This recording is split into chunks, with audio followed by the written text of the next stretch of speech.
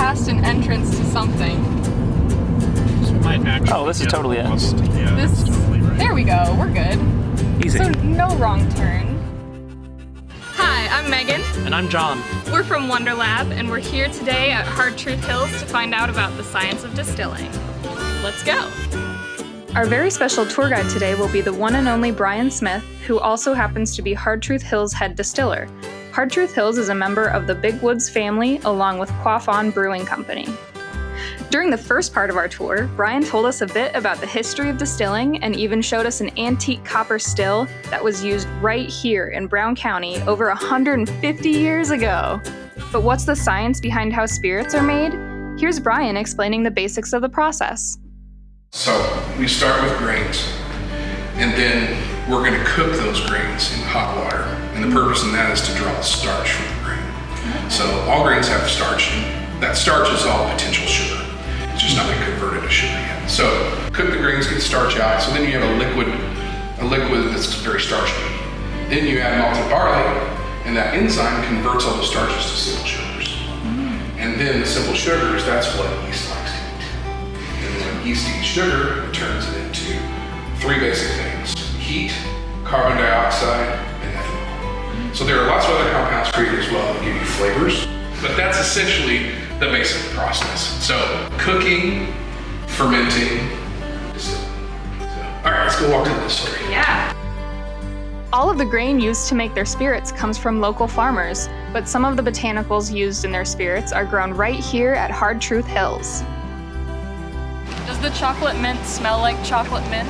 It should. I assume that they did it correct. Ooh. Does it have a chocolatey? Yeah, it does. Oh yeah, that smells good. I'm gonna keep this in my pocket for the rest of the day. So right now we've got corn, rye, and wheat in these three. It all starts with the grain, right? So we'll talk about our farmer. But this system, everything I'm gonna show you, again, this goes back to efficiency and being able to do it with the least amount of energy, least amount of man hours, and the highest amount of quality. So for me, quality is first. So, who grows the grain, and what's different about how it's grown? So they're a no-till, he's a no-till farmer.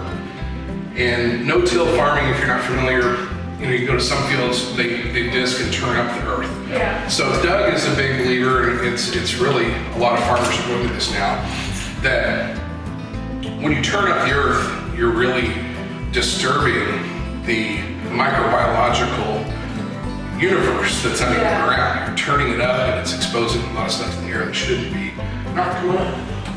You see the cool stuff now. All right. This is fun. Oh, yeah. Oh, Yeah, it's wow. really cool. Like, come on. So the cooking starts here. So this is a 2,500 gallon cooker. Wow. So with this cooker, we're gonna add water and about 6,000 pounds, give or take, of grain, okay?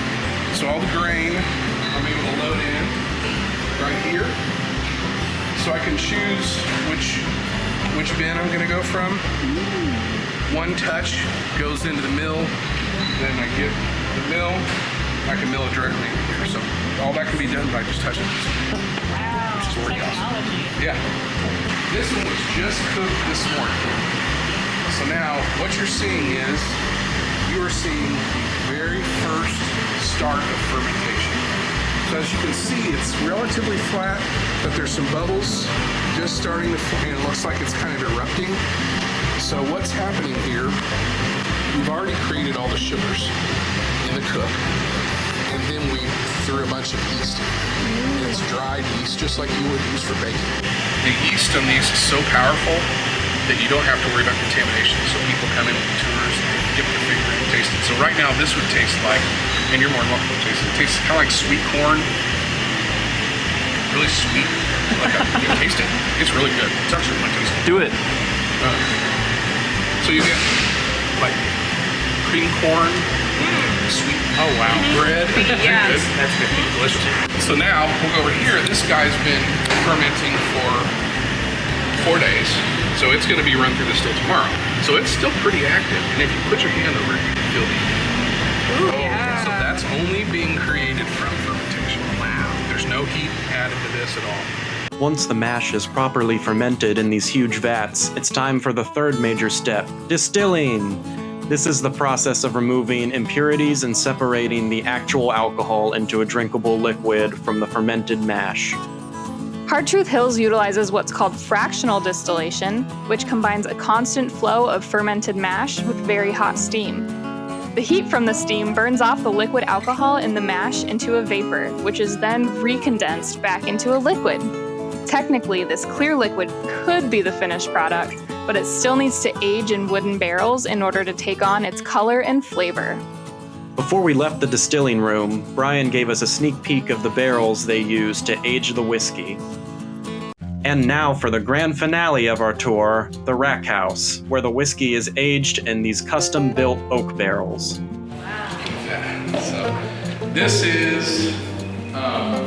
represents 6 months worth of distillation from our distillery.